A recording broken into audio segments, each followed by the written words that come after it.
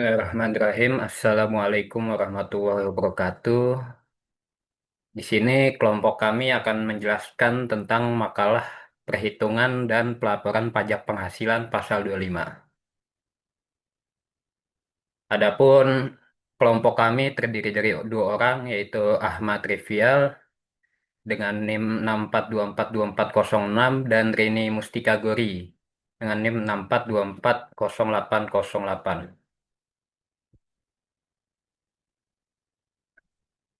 Oke, di sini saya untuk kata pengantar, puji syukur kami panjatkan kehadirat Tuhan Yang Maha Esa atas segala rahmat dan karunia-Nya sehingga kami dapat menyelesaikan penulisan makalah perpajakan dengan judul Perhitungan dan Pelaporan Pajak Penghasilan Pasal 25. Kami berharap makalah ini bertujuan untuk mengaplikasikan ilmu pengetahuan dan teori yang telah diperoleh dalam perkuliahan khususnya mengenai sistem pemungutan pajak penghasilan.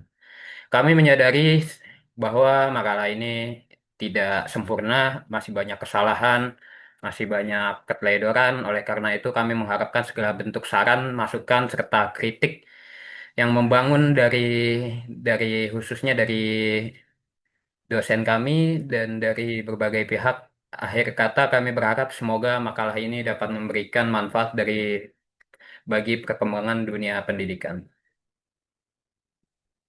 Untuk di sini saya akan membahas bab satu pendahuluan.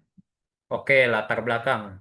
Pajak penghasilan atau PPH merupakan sumber utama pendapatan negara untuk pembiayaan pembangunan dan kegiatan pemerintah. Dalam sistem self-assessment, wajib wajib pajak atau WP diberikan wewenang menghitung dan membayar sendiri pajak terutang. PPH pasal 25 adalah mekanisme cicilan bulanan PPH yang bertujuan meringankan beban pembayaran pajak bagi WP, badan maupun orang pribadi yang menjalankan usaha. Dengan sistem ini, pelunasan pajak tahunan dapat dicicil setiap bulan sehingga pembayaran tidak harus sekaligus pada akhir tahun. Studi kasus sebelumnya menunjukkan bahwa perhitungan angsuran PPH pasal 25 umumnya telah dilakukan sesuai ketentuan perpajakan. Namun terdapat resiko selisih perhitungan jika tarif atau data fisikal kurang tepat. Oke, di sini saya akan membahas rumusan masalah. Oke, untuk rumusan masalah yang pertama, bagaimana mekanisme perhitungan PPH pasal 25 yang benar menurut peraturan? Oke, di sini kita akan menjelaskan dengan rinci mekanisme perhitungan PPH pasal 25 yang berbasis pada peraturan dan ketentuan yang berlaku. Yang nomor dua, siapa saja subjek dan objek PPH pasal 25 serta bagaimana tarif yang berlaku. Nomor tiga, bagaimana prosedur pengisian dan pelaporan SPT masa PPH pasal 25 oleh wajib pajak. Oke, di sini kita akan membahas tentang tujuan penelitian kami. Pertama, menjelaskan mekanisme perhitungan angsuran PPH pasal 25. Yang kedua, mengidentifikasi subjek, objek, dan tarif PPH pasal 25. Yang nomor tiga, mengetahui tata cara pengisian SPT masa PPH pasal 25 dan pelaporannya. Dan untuk manfaat penelitiannya nomor satu bagi wajib pajak. Adapun untuk manfaat bagi wajib pajak yaitu memberikan pemahaman tentang kewajiban perhitungan dan pelaporan PPH pasal 25 dengan benar. Bagi praktisi dan bagi praktisi akuntansi pajak, memberikan panduan penerapan peraturan PPH pasal 25 dalam laporan keuangan. Dan adapun manfaat bagi akademisi menambah referensi akademis tentang praktik perpajakan terkait PPH pasal 25. Oke, terima kasih. Selanjutnya akan saya lanjutkan dengan teman saya, Rini Mustika Gori. Silahkan dilanjutkan.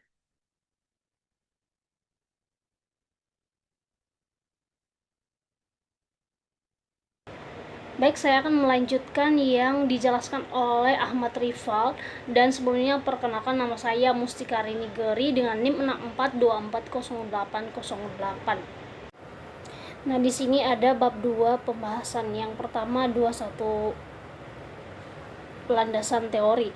Pajak penghasilan PPH badan adalah pajak atas penghasilan bersih perusahaan yang diperoleh selama 1 tahun. Pajak PPH pasal 25 bukan pajak baru atau objek tertentu, melainkan metode pembayaran PPH secara angsuran bulanan. Dalam sistem self-assessment, WP menghitung sendiri kewajiban pajaknya dan membayar secara cicilan sehingga beban tahunan dapat lebih ringan. Setiap angsuran dihitung berdasarkan PPh terutang tahun lalu, SPT tahun terakhir, dibagi jumlah bulanan dalam tahun pajak berjalan.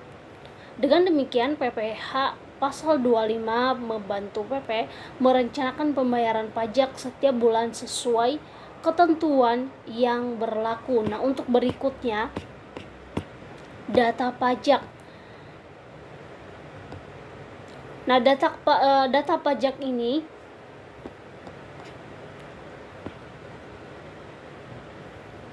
sebagian ini menjelaskan tentang subjek dan objek pajak PPh pasal 25, yaitu yang pertama adalah subjek pajak, meliputi wajib pajak WP badan dan WP orang pribadi yang menjalankan usaha.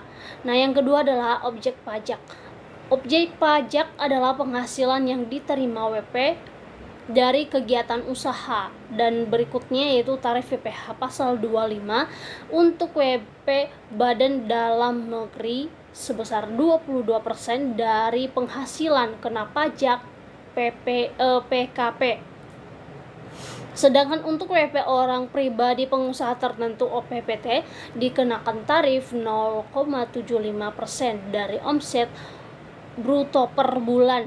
Contohnya, dari omset per bulan 8 juta, maka PPh 25 sama dengan 0,75% dikali 80% sama dengan 600. Jumlah tersebut disetor setiap bulan melalui building dilaporkan dalam SPT masa PPT pasal 25.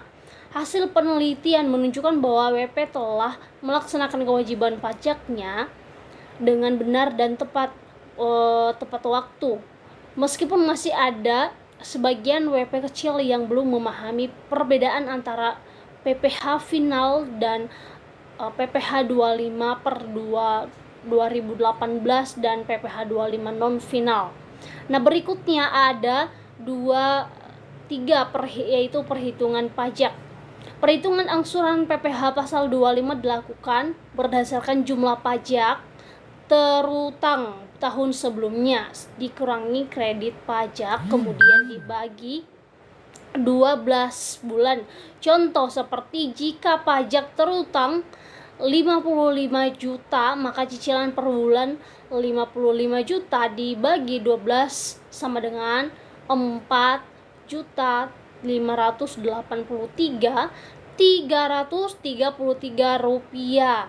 Nah, untuk WP OPPT-nya perhitungan lebih sederhana, yaitu 0,75% dikali omset per bulan. Misal omset 50 juta, PPh 25 Rp 375.000. Nah, PPh ini bersifat tidak final, artinya akan dikreditkan dalam perhitungan pajak tahunan. Nah, berikutnya ada 2,4 yaitu pengisian SPT. Nah, setelah pembayaran angsuran, WP wajib melaporkan SPT masa PPh 25 paling lambat tanggal 20 setiap bulan.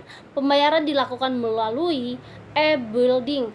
Kode akunnya yaitu 41125, jenis setoran 101, paling lambat tanggal 15 bulan berikutnya. Bukti pembayaran dilampirkan pada SPT masa dan nantinya dikreditkan dalam SPT tahunan. Formulir 171 untuk badan, 170 untuk OPT.